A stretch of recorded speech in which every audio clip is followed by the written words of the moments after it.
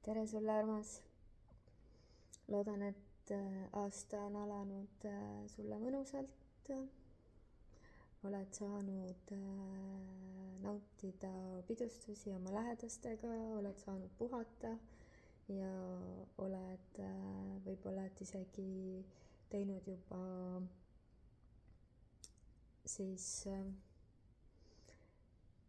kogu selle järgneva aasta plaane või manifesteerimisi, mida sa tahad kogeda, kus sa tahad käia, kellega koos olla ja nii edasi.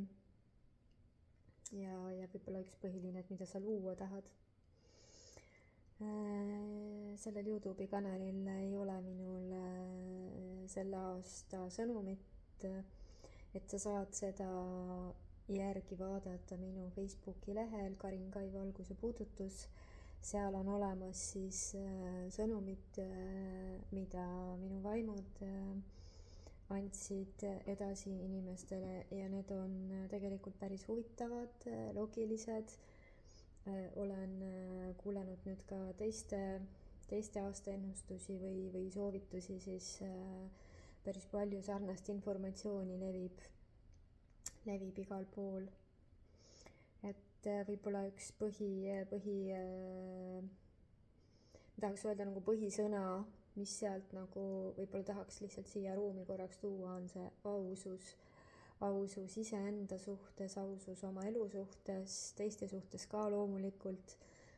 Ja see aasta on see koht, kus siis nagu väga ausalt tuleks siis iseennast näha, päriselt tunnistada enda sisemisi teemasid, tunnistada endale seda tõde, mis siis sinu reaalsuses on, mitte enam pugeda, ma ei tea, kardinate taha peitu, et sa ei vaata välja, et sa ei taha näha, mis seal on. Sellepärast, et kui sa näed hästi ausalt iseennast ja sa näed hästi ausalt seda elu, mida sa elad, siis sa ju tead täpselt, mis on see, mida sa tegelikult tahad.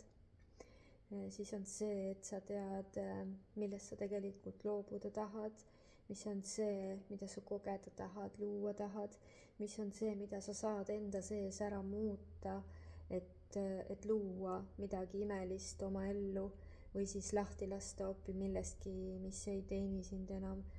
Ja kui sa oled hästi aus, siis sa nagu näed tõde ja selle tõe juures minu arust üks parimaid asju on see, et sa saad kõike seda teha ilma hirmuta, et seal sees võib olla mingisugune elevuse või kerge sellise mingisuguse ärevuse tunne, mis ei ole nagu sind lõhkuv, vaid et pigem ongi see põnevus ja ärevus nagu seotud, et mis nüüd toimuma hakkab.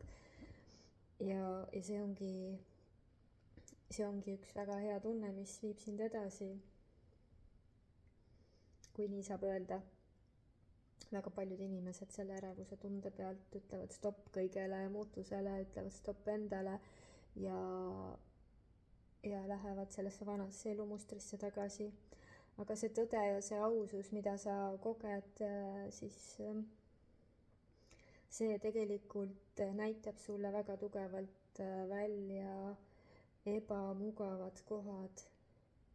Ja see paneb nagu nii tugevalt nagu mingisuguse fakti ette, et näide, et sa tunned, et sa tahad elus mingisugust muutust, sa tegelikult tead, mis asi see on ja sa justkui läbi mõistuse liigud selles suunas, aga kogu aeg on nagu miski, mis takistaks või ei lähe või sa ise ei suuda nagu kokku ennast võtta. Ühesõnaga, see asi nagu ei liigu, et see on selline tunne, nagu sa veaksid nagu mingisugust tohutut koormat kaasas, et sa nagu ei jõua edasi kõndida, sest et sa ei jõua tassida lihtsalt, et see lohiseb nii raskelt sulle järgi. Ja seal on see koht, et kui sa nagu hästi ausalt vaatad peale, siis sa võid näha tegelikult, et sul on suur sisemine vastupanu. Et sinu meel räägib seda lugu, et sa tahad muutust, sa tahad järgmisi samme teha, sa tahad luua midagi ägedat, sa tahad kogeda midagi ägedat. Aga alateadlik meel ütleb hoopis stopp, ma ei taha muutuda, ma ei taha siit kohast välja tulla, mul on siin tegelikult ju väga hea, mul on siin selline mugav, kuigi on selline veits ebamugav ka, on ju. Ja siis sa oledki nii, et ma selle kohta ütlen, et sõidad autoga gaasi ja piduri peal jalg. Ehk et tuuritad nagu ei saa edasi liikuma. Ühe jalaga nagu paneks gaasi, aga teise jalaga tegelikult on kogu aeg pidur peal, et ei, ma ei lähe liikuma, ma ei taha liikuma minna, sest ma ei tea, mis seal on. Et äkki läheb veel ebamugavamaks. Ja vastu on selline väga, väga nunnu asi, et kuidas siis sellest vastupanust lahti saada. Siis üks kõige esimesi ja kõige lihtsamaid soovistusi on see, et sa lõdvestud sellesse vastupanusse.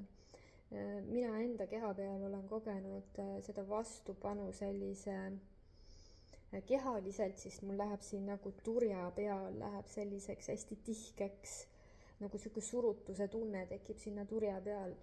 Ei, et ja inimesed lähevad tavaliselt vastupanusega hästi rahutuks.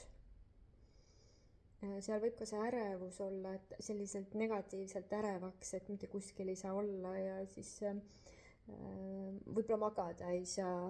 Ja ma tean inimesi, kellel on nii suur sisemine vastupanu, siis nad hakkavad öösiti norskama.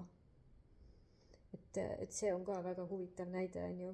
Inimesed võib-olla hakkavad norskamise vastu otsima lahendust hoopis väljaspoolt, et söö teistmoodi ja pane endale ninaplaastreid ja mis iganes.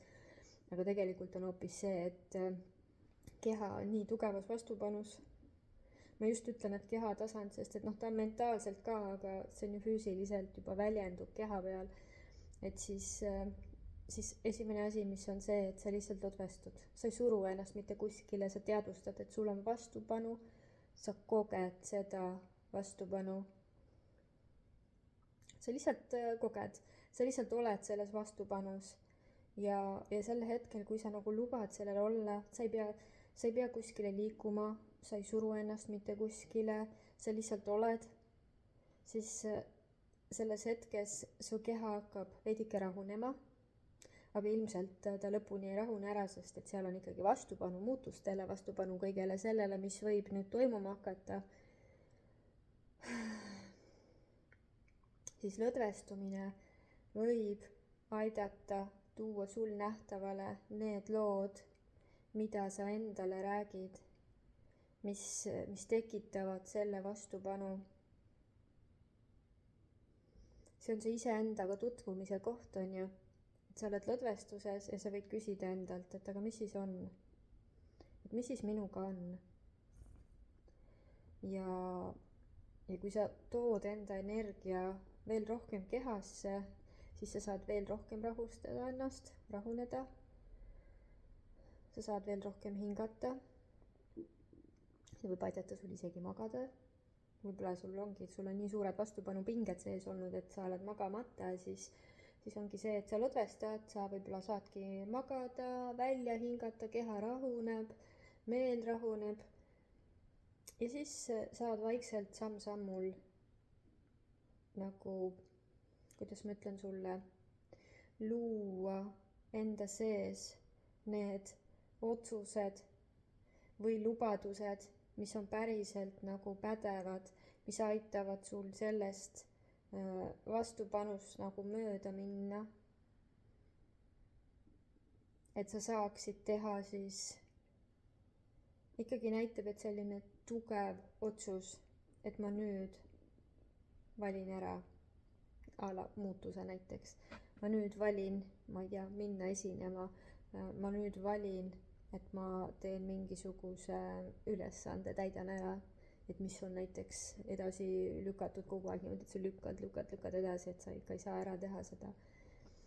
Ja selle vastupanu juures on üks väga nunnu asi see, et see on tegelikult puhas illusioon, mis on loodud nagu, ma ei saa öelda, et päris meele poolt, et sa ei loo endale meelega ju vastupanu, vaid pigem see on selline alateadlik meel, mis hoiab sind vastupanus, on ju.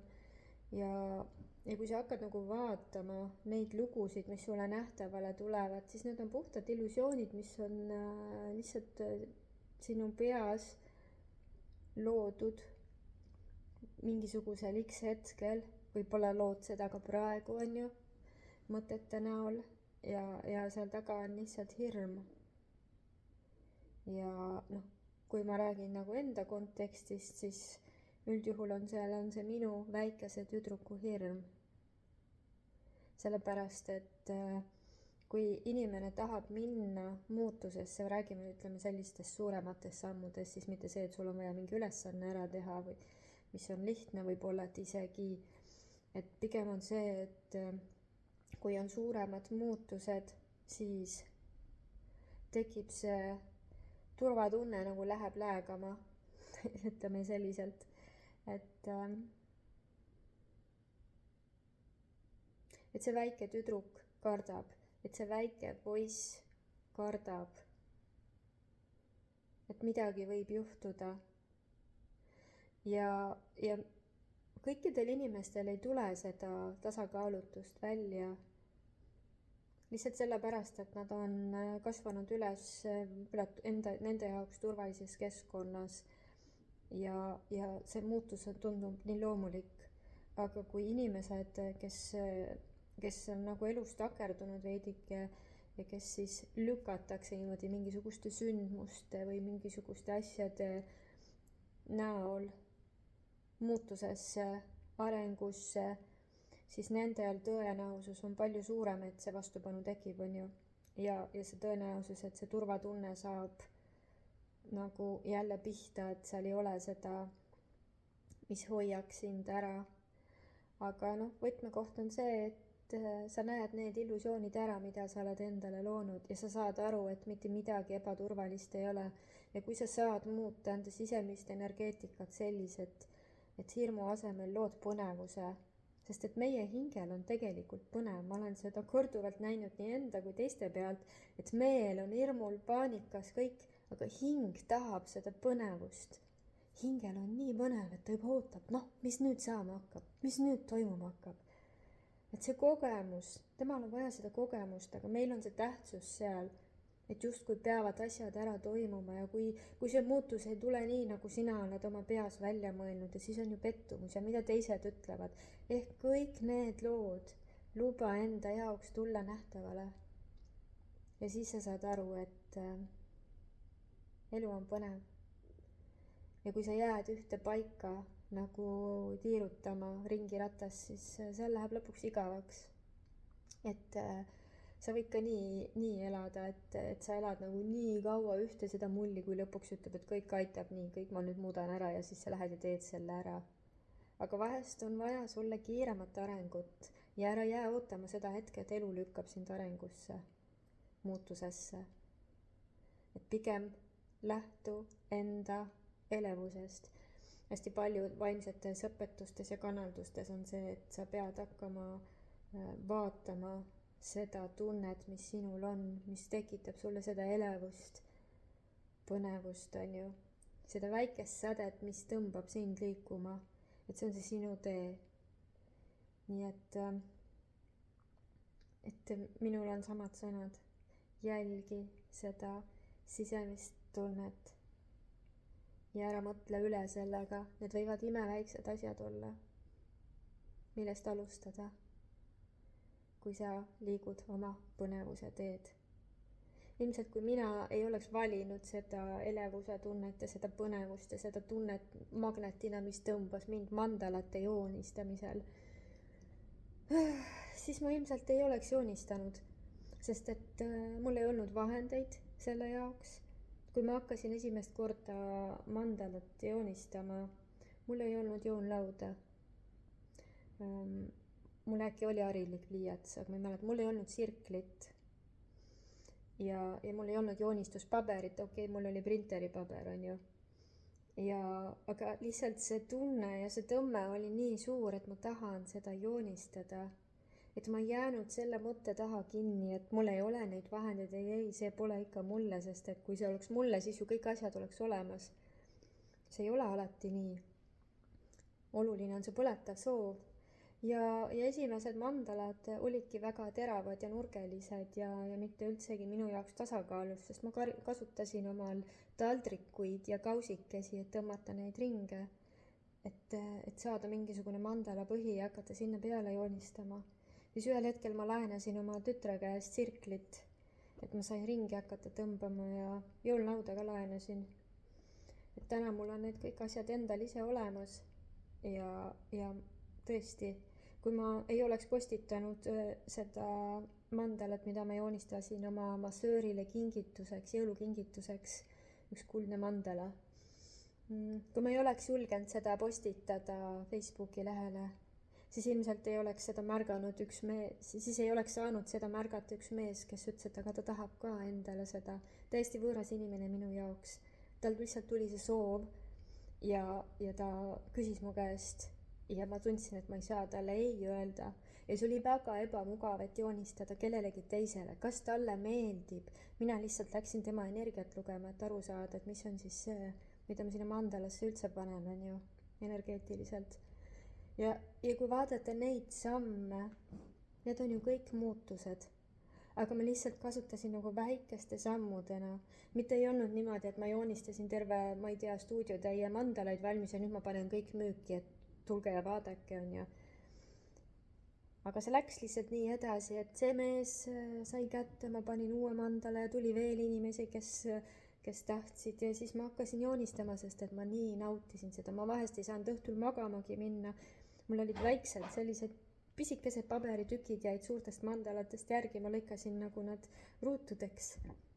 Ja joonistasin iga õhtu enne magama minekut mingisuguse ühe mandala, sest mulle nii meeldis.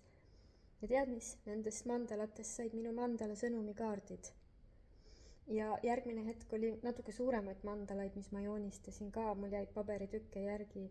Ma lihtsalt kasutasin ajaviiteks seda ja nendest sündis minu mandala värviraamat. Nii et ma soovin sulle sellesse uude aastasse julgust valida muutust, julgust vastu võtta muutus, julgus vastu võtta ennast ja julgus päriselt näha ennast. Ja tunnen, et see ongi kõik praegu. Kohtume mõnes järgmises videos. Tšau!